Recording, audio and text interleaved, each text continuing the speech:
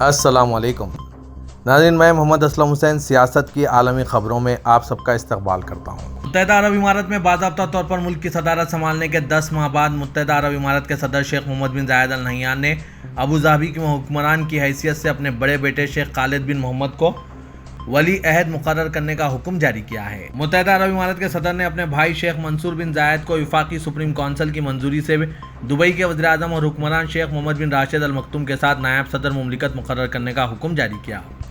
شیخ محمد bin Zayed نے ایک نیا حکم نامہ بھی جاری کیا جس میں اپنے دو بھائیوں شیخ تہنون بن زاید اور شیخ حمزہ بن زاید کو ابوظہبی کا نائب حکمراں مقرر کیا گیا۔ متحدہ عرب امارات کے نائب صدر اور وزیر اعظم اور دبئی کے حکمران شیخ محمد بن راشد ال مکتوم نے نئے تعینات ہوئے قائدین کو متحدہ عرب امارات کے صدر شیخ محمد بن زاید ال نہیان کی جانب سے ان پر رکھے گئے عظیم اعتماد پر مبارکباد پیش کی گئی۔ شیخ محمد نے شیخ حمزہ اور شیخ تہنون بن زاید ال نہیان کو ابوظہبی کا نائب حکمران مقرر کرنے پر مبارکباد پیش کی۔ انہوں نے شیخ منصور بن زاید ال نہیان نائب وزیر اعظم اور صدارتی عدالت کے وزیر کو ملک کا دوسرا نائب صدر منتخب ہونے پر اور شیخ خالد بن محمد بن زاید ال نہیان کو ابوظہبی کے ولی عہد کے طور پر تقرری پر مبارکباد پیش کی۔ دبئی کے ولی عہد اور دبئی کی ایگزیکٹو کونسل کے چیئرمین شیخ حمدان بن محمد بن راشد ال مکتوم نے شیخ حمزہ بن زاید، شیخ تہنون بن زاید، شیخ منصور بن زاید اور شیخ خالد بن محمد بن زاید کو مبارکباد پیش کی۔ ایک ٹویٹ میں شیخ حمدان نے کہا، میرے بھائیوں شیخ حمزہ، شیخ تہنون، شیخ منصور اور شیخ خالد کو صدر کی طرف سے ان پر بے پناہ اعتماد کرنے پر مبارکباد دیتا ہوں۔ قومی رہنما کے طور پر وہ زید کی میراث اور ویژن کو مجسم کرتے ہیں۔ خدا ان کو ہماری قوم اور اس کے لوگوں کی خدمت میں کامیابی سے ہمکنار کرے۔ متحدہ عرب امارات کے صدر شیخ محمد بن زاید ال نہیان کو آج جمہوریہ ترکی کے صدر رجب طیب اردغان کا فون کال موصول ہوا، جس کے دوران انہوں نے متحدہ عرب امارات اور امارت ابوظہبی میں جاری کردہ نئی قیادت کی تقرروں پر شیخ محمد بن زاید ال نہیان کو مبارکباد پیش کی۔ اردغان نے اللہ تعالیٰ سے دعا کی کہ یہ تقرریاں ملک کی ترقی اور پیش رفت میں معاون ثابت ہوں۔ متحدہ عرب امارات اور اس کے عوام کی ترقی اور خوشحالی کے لیے اردغان نے دعا کی۔ انہوں نے نئے قائدین کے لیے اپنے ملک اور اس کے عوام کی خدمت میں کامیابی کی خواہشات کا اظہار بھی کیا۔ اپنی طرف سے شیخ محمد بن زاید ال نہیان نے ترک صدر کا شکریہ ادا کیا۔ انہوں نے متحدہ عرب امارات کی قیادت اور عوام کے تئیں جو مخلصانہ جذبات کا اظہار کیا، ترکی اور اس کے دوست لوگوں کی مزید ترقی اور خوشحالی کی خواہش کی۔ خادم حرمین شریفین شاہ سلمان بن عبدالعزیز آل سعود نے امارت کے صدر شیخ محمد بن زاید ال نہیان کو امیری فرمان جاری کرنے کے نئے عہدوں پر تقرریوں پر مبارکباد پیش کی۔ سعودی پریس ایجنسی کے مطابق شاہ سلمان نے نئے فرمان پر شیخ محمد بن زاید ال نہیان کو تہنیتی پیغام روانہ کیے۔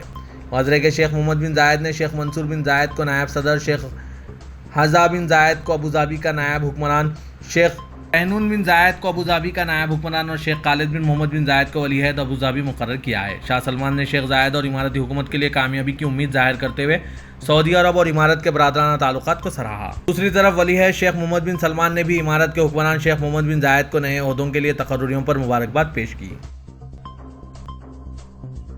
سعودی وزارت حج و عمرے نے کہا ہے کہ رمضان المبارک کے آخری عشرے میں عمرہ بکنگ کی سہولت موجود ہے۔ سبق ویب سائٹ کے مطابق وزارت نے کہا ہے کہ آخری عشرے میں عمرہ کرنے کے خواہش مند توکلنا اور نسک ایپ پر بکنگ کرا سکتے ہیں۔ وزارت نے کہا ہے کہ رمضان المبارک کے دوران ایک شخص کو ایک مرتبہ عمرے کی اجازت ہے۔ زیادہ سے زیادہ لوگوں کو عمرے کا موقع فراہم کرنے کے لیے تکرار کو منع کیا گیا ہے۔ علاوہ ازیں عمرہ خواہش مندوں کے لیے ضروری ہے کہ جو وقت دیا گیا ہے اسی کی پابندی کی جائے۔ دنیا بھر کے مسلمانوں صدیوں سے رمضان کے مقدس مہینے میں اسلامی تہذیب سے جڑی مشترکہ روایات اور سنت کے مطابق کھجور پانی یا لسی سے روزہ افطار کرتے ہیں۔ عرب نیوز کے مطابق رمضان کے موقع پر کچھ مقامی روایات جو کسی خاص قوم یا علاقے سے منسوب ہے اپنے معمولات، تہوار اور تقریبات میں اپنی الگ ہی شناخت رکھتے ہیں۔ سعودی عرب کے ہر علاقے میں تمام شہر، قصبے اور زیادہ تر دیہی علاقے میں اپنی منفرد اور انتہائی پرخلوص مقامی عادات و اتوار اور خاص رسم و رواج کے حوالے سے پہچانے جاتے ہیں۔ رمضان کے مہینے میں بڑے شہروں میں اکثر گاڑیوں کے علاوہ پیدل چلنے والوں سے بھی بھری نظر آتے ہیں، جہاں خریدار مختلف سٹال سے افطار کے آخری لمحات کی خریداری کے لیے دوڑ لگاتے نظر آتے ہیں۔ اسلامی یکجہتی رمضان مبارک کا اہم موضوع ہے، جس میں خاندان، دوست اور اکثر کمیونٹی کے افراد جھلملاتی روشنیوں اور خوبصورت بالٹینوں سے سجے گھروں میں ہر روز غروب آفتاب کے وقت افطار کی دعوت کے ساتھ لمبی میزوں پر جمع ہوتے ہیں۔ افطار کی دعوت میں جو پکوان پیش کیے جاتے ہیں وہ اکثر خاص وقت کے لیے تیار کیے جاتے ہیں اور جن میں مخصوص مقامی ثقافت کی جھلک نظر آ رہی ہوتی ہے۔ اسرائیل نے ایک قانون پاس کیا ہے جس کے تحت وہاں کی پولیس کو عدالتی احکام کے بغیر فلسطینیوں کے گھروں کی تلاشی لینے کی اجازت ہوگی۔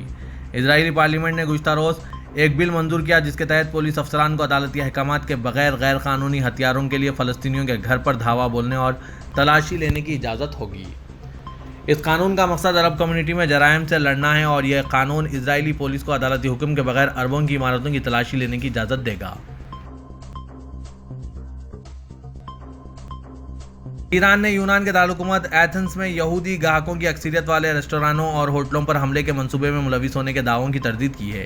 ایران کے سفارت خانے نے ٹویٹر سے جاری کردہ بیان میں کہا کہ ایران صہیونی ذرائع ابلاغ کی پھیلائی ہوئی افواہوں اور ایران پر عائد کردہ غیر حقیقی الزامات کی سختی سے تردید کرتا ہے۔ بیان میں اسرائیل میں وسیع پیمانے کے حکومت مخالف احتجاجی مظاہروں کی طرف اشارہ کیا گیا اور کہا گیا ہے کہ اس خود ساختہ منظرنامے کا مقصد عوام کی توجہ کو اسرائیل میں درپیش داخلی بحران سے ہٹانا ہے۔ چین نے دھمکی دی ہے کہ اگر امریکی پارلیمانی اسپیکر کیون میکارتھی نے تائیوان کی صدر سے ملاقات کی تو امریکہ سے جنگ کریں گے۔ خبر کے مطابق چین نے یہ دھمکی اس وقت دی ہے جب تائیوان کی صدر سائی اینگ وین اگلے ماہ ممکنہ طور پر وسطی امریکہ کے دورے کے دوران نیو یارک اور کیلیفورنیا جائیں گی اور وہاں امریکی ایوان نمائندگان کے اسپیکر سے ملاقات بھی کریں گی۔ تائیوان کے صدر آئندہ ماہ وسطی امریکی ممالک گوئٹامالا اور بیلیز کا بھی دورہ کریں گے۔ دورے کا اختتام نیو یارک اور کیلیفورنیا میں ہوگا لیکن ابھی تک ان کی امریکی اسپیکر سے ملاقات کی باضابطہ طور پر تصدیق نہیں کی گئی ہے۔ تاہم چین کے تائیوان امور کے دفتر کے ترجمان زو فینگلی نے الزام عائد کیا کہ تائیوانی صدر کی وسطی امریکی ممالک کے دورے کے دوران نیو یارک اور کیلیفورنیا کی ٹرانزٹ فلائٹ صرف ہوائی اڈے یا ہوٹل پر انتظار کے لیے نہیں بلکہ امریکی حکام اور قانون سازوں سے ملاقات کے لیے ہے۔ جرمنی نے آج کہا کہ ہندوستان کے کانگریس کے سینئر لیڈر راہل گاندھی کے معاملے میں بنیادی جمہوری اصولوں کا اطلاق ہونا چاہیے جنہیں 4 سال قبل حد تک عزت کی ایک عدالت نے مودی پر ان کے ریمارکس کے لیے قصوروار ٹھہرایا تھا اور پھر انہیں نااہل قرار دے دیا گیا۔